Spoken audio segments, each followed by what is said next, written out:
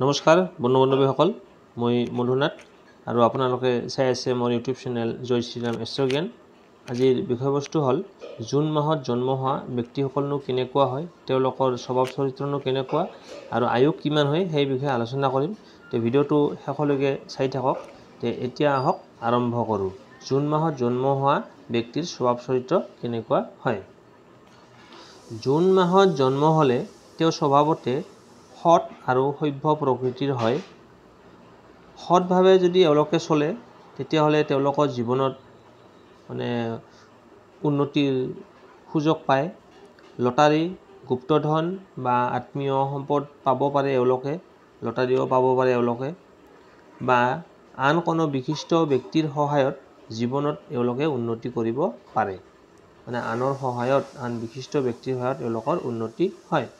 এওঁলোকে আনৰ ওপৰত সহজে প্ৰভাৱ বিস্তাৰ কৰিব পাৰে। এওঁলোকে আনক আকৰ্ষণ কৰিব পৰা শক্তি এওঁলোকৰ আছে। এওঁলোকে নাক, কাণ আৰু ডিঙিৰ ৰোগত ভুগি থাকে।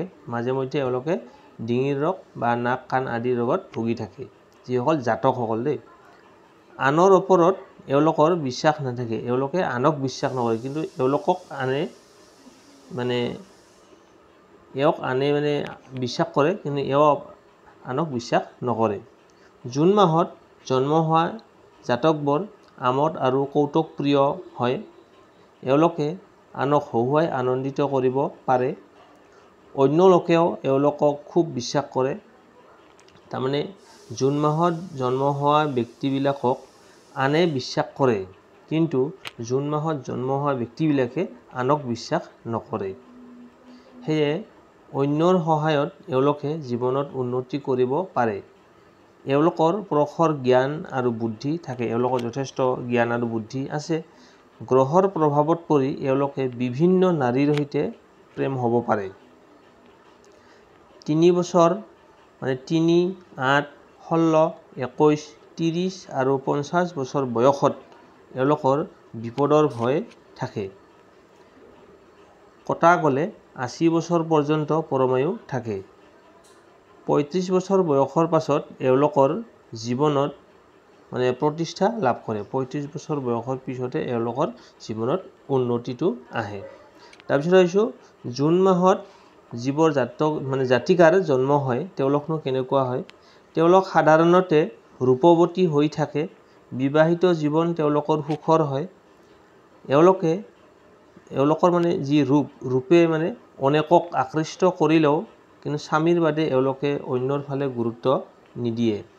এওঁলোকে যিকোনো পৰিৱেশত নিজকে মানি চলিব পাৰে। এওঁলোকে যিকোনো পৰিৱেশে হওক তেওঁলোকে পৰিৱেশৰ লগত মিলি চলিব পাৰে।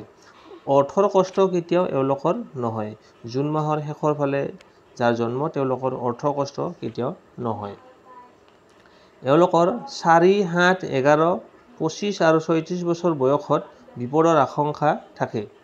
জুন মাহত জন্ম হোৱা জাতিকাবোৰৰ এই 4, 7, 11, 25 আৰু 36 বছৰ বয়সত বিপদৰ ভয় থাকে। কিন্তু কটা গ'লে 70 বছৰ পৰ্যন্ত এওঁলোকে পৰমায়ু পায়। এওঁলোকৰ চকু, ভৰি আৰু অৰ্শ ৰোগত ভুগিব পাৰে। এওঁলোকে অৰ্শ কেঁচুমূৰীয়া পাইলছ বুলি কয়। চকু, ভৰি আৰু পাইলছ ৰোগত ভুগিব পাৰে। ভিডিঅ'টো চাই কেনে পালে জনাব। যদি ভাল পালে লাইক এটা কৰি আমাৰ মনোবল বঢ়াব, আৰু যদি চেনেলটোত প্ৰথমবাৰ আহিছে তেনেহ'লে ছাবস্ক্ৰাইব কৰি অল নটিফিকেশ্যন আইকনটো প্ৰেছ কৰি দিব। সুখে শান্তিৰে আপোনাৰ জীৱনটো পাৰ হৈ যাওক, তাৰে কামনাৰে আপোনালোকক এই তথ্যখিনি জনালোঁ। ইয়াতে কিমানখিনি আপোনাৰ মিলিলে কমেণ্টত জনাব। আপোনাৰ কিমান % মিলিলে, আৰু আপুনি কোনখন ডিষ্ট্ৰিক্টৰ পৰা, আমাৰ অসমৰ কোনখন ডিষ্ট্ৰিক্টৰ পৰা আপুনি চাই আছে কমেণ্টত জনাব। তেতিয়াহ'লে ময়ো জানিম বোলে এই ভিডিঅ'টো ইমান ডিষ্ট্ৰিক্টৰ পৰা চাইছে। গতিকে আপোনালোকে নিজৰ ডিষ্ট্ৰিক্টৰ নামটো উল্লেখ কৰি দিব, আৰু কিবা যদি প্ৰশ্ন থাকে কমেণ্টত নিশ্চয় জনাব। মই সমাধান কৰিবলৈ চেষ্টা কৰিম। যদি আপুনি এই চেনেলটোত প্ৰথমবাৰ আহিছে তেনেহ'লে অল নটিফিকেশ্যন কৰি ছাবস্ক্ৰাইব কৰি থ'ব। আজিলৈ বিদায় লৈছোঁ। আকৌ লগ পাম অন্য এটা ভিডিঅ'ত। ধন্যবাদ।